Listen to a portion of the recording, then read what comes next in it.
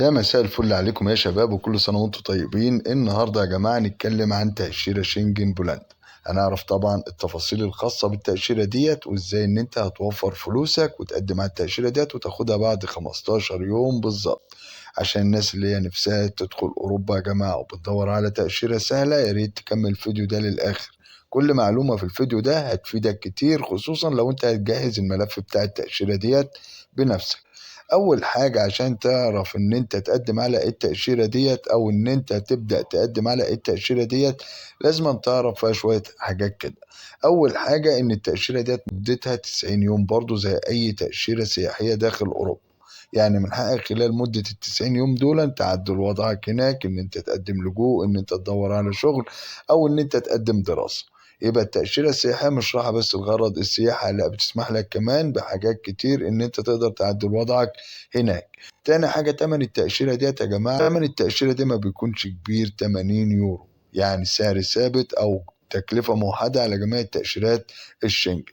الرد على التأشيرة ديت بيجي لك بعد 15 يوم، بس طبعا كل تأشيرة عن تأشيرة بتفرق. فنسبة القبول في التأشيرة اللي احنا هنتكلم عنها النهاردة الخاصة بدولة بولندا بتكون أعلى عن أي تأشيرة تانية. يعني ممكن في فرنسا تكون صعبة شوية، في دولة تانية تكون صعبة شوية، أما في بولندا يا جماعة فبتكون نسب القبول عالية، وأغلب اللي قدم على التأشيرة ديت بيكون واخدها بنسبة 97%. تعالوا نعرف ايه اللي هنعمله بالظبط عشان نضمن ان احنا ناخد التأشيرة دي. اول حاجة، التأشيرة ديت ما فيهاش مقابلة. يبقى انت بتجهز ورق. الورق اللي انت بتبدأ تجهزه هو اثباتك امام القنصل، او بيثبت زي كأنه هو اللي بيعمل مقابلة بدالك امام القنصل. القنصل بيبدأ يفتح الورق اللي احنا هنتكلم عنه النهاردة، اللي انت هتبدأ تجهزه وهتبدأ تقدمه بطريقة صحيحة بعد ما هيترجم طبعا. تعالوا بقى يا جماعة نعرف ايه هي الخطوات اللي هتطلب منك لما تيجي تقدم على التأشيرة دي، وليه انا حبيت اتكلم النهاردة عن التأشيرة دي بالذات.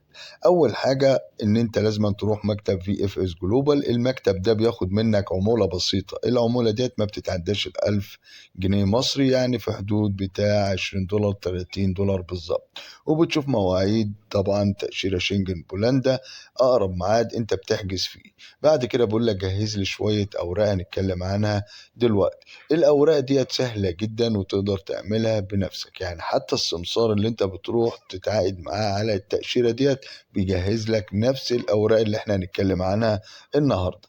أول حاجة جواز سفر ساري طبعا، ويكون فيه على الأقل مدة 6 شهور. تاني حاجة برضو يا جماعة صور شخصية حديثة، يعني ما يكونش عدى عليها برضو 6 شهور.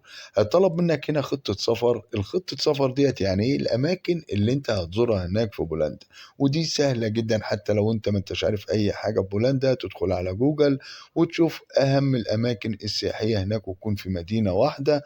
بعد كده طلب منك حجز الفندق وحجز الطيران، مش شرط يكون مؤكد، بس أهم حاجة نقطة يا جماعة الناس تاخد بالها منها، إن حجز الفندق ده يكون قريب من الأماكن السياحية اللي انت ناوي تزورها. يبقى كده نقطة معلومة من النقط اللي هتساعدك إن أنت تاخد طبعا التأشيرة. ما تكونش الأماكن السياحية في كل مدينة مكان، لا، تكون كل الأماكن في مدينة واحدة، وتكون قريبة من الفندق اللي أنت ساكن فيه أو اللي أنت حجزته مثلا. بعد كده بتبدأ كشف حسابك البنكي. حسابك البنكي هنا يا جماعة من النقط الرئيسية. ناس بتبدأ تسألني في حساب البنك ده هيكون في مبلغ قد إيه بالظبط. أنا هقرب لك المسافة. هنا تأشيرة شنجن بولندا مش شرط يكون في مبلغ كبير، يعني لو 1500 دولار في قلب حسابك البنكي خلال مدة 3 شهور أو 6 شهور فوق الممتاز. ليه؟ بتثبت لهم إن المبلغ ده زايد عن حاجتك، وإن أنت موفره خلال 3 شهور أو 6 شهور، وطالع أجازة لمدة 7 أيام أو 10 أيام. ناخد بالنا من مدة الأجازة، لأن التأشيرة مدتها 90 يوم زي ما احنا عارفين، بس أنت هتقدم 7 أيام أو 10 أيام. دي اللي هيناسب مثلا الفلوس اللي موجودة في قلب حسابك البنكي. بعد كده بتبدأ تقدم لو انت موظف ورقة بتثبت لهم من الشركة اللي انت شغال فيها ان انت موظف. طيب لو انت مش موظف انت بتقدم ايه؟ بتقدم اللي هو السجل التجاري، ويكون مر على السجل التجاري ده يا جماعة مدة 6 شهور او سنة. ديت اهم الاوراق اللي هتطلب منك لما تيجي طبعا تقدم على التأشيرة دي. طبعا بعد ما تجهز بقى الأوراق اللي احنا اتكلمنا عنها دي كلها، بتبدأ تترجمها. دي الخطوة التانية بتترجمها اللغة الإنجليزية، وبتروح في الميعاد اللي أنت حجزته في مكتب VFS Global، وبتبدأ طبعا تقدم الأوراق ديت يا جماعة تكون صحيحة، ما تكونش أوراق فيها لعب، عشان الناس بتاخد رفض بناء على كده. الناس دي ما بتحبش الكذب. هي الأوراق ديت زيك كده بالظبط هي اللي بتعمل المقابلة نيابة عنك، فعشان كده يا ريت نقدم كل ورقة صحيحة. في ناس بيبقى حسابها البنك ضعيف أحيانا وربنا بيكرمها وبتاخد التأشيرة، لأن كل الورق بيبقى متناسق مع بعضه، مدة الأجازة مع الفلوس اللي موجودة، أقنع الراجل اللي بيبص في الورق اللي هو قنصل. فعشان كده نركز على النقط دي. ممكن تضيف شوية أوراق تانية، اسم الجواز لو أنت متجوز، مثلا عندك أولاد تحط شهادة ميلاد أطفالك، كل ده بتثبت لهم حسن نيتك فعلا إن أنت مش هتكسر الفيزا. عندك مثلا تأشيرات قديمة سافرت قبل كده، عندك عقود أملاك لأي حاجة، شقة، محل، بتضيفها برضو مع الأوراق. طبعا بتترجمها، وطبعا بتقدمها في الميعاد اللي أنت محدده، وبتستنى 15 يوم. طبعا في نقطة كده لازم برضه ما ننساش اللي هو التأمين الصحي، لأن الناس هتسألنا على الحتة دي. التأمين الصحي هنا اسمه 30,000 يورو، بيتعمل بقد إيه؟ بيتعمل ب50 دولار. ممكن تمسك ورقة أو قلم كده وتعرف أنت هتصرفت قد إيه، أو التكلفة هتصرف لك أو التأشيرة ديت هتكلفك قد إيه لو أنت اللي هتجهز ملف التأشيرة ديت بنفسك، وتشوف المكتب هياخد منك قد إيه. ديت بالنسبة للأوراق اللي هتطلب منك لما تيجي تقدم على التأشيرة ديت. وديت برضه الخطوات. يبقى أهم النقط عندي هنا حسابك البنكي، مدة الأجازة، طبعا خطة السفر وحجز الفندق. أما بقية الأوراق تعتبر معاك سهلة.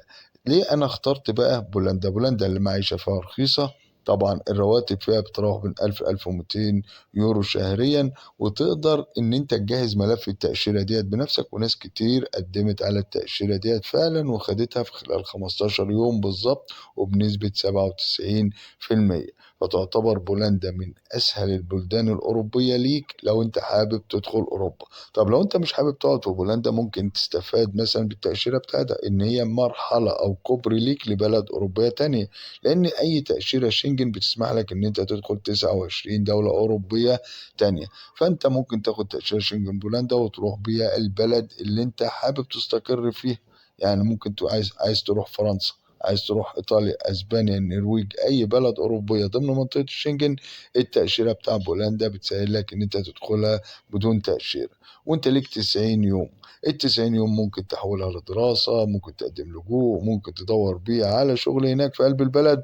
وفي حاله ان انت طبعا حولتها لاي اقامه من دول، انت كده اقامتك بقت قانونيه، وتقدر تستقر عادي في البلد اللي انت حبيت تستقر فيه. دي كل حاجة خاصة أو نبذة بسيطة عن تأشيرة شنجن بولندا لو أنت اللي هتجهز التأشيرة وحابب توفر فلوسك. لو ما عرفتش ممكن تروح لمكتب يجهز لك الورق، برضه بياخد عمولة بسيطة. دي طبعا كل حاجة بالتوفيق للجميع بإذن الله. ولو في أي استفسار تناسبونا في قلب التعليقات، وأنا في أقرب فرصة هرد عليكم. وشكرا لكم، وبس كده.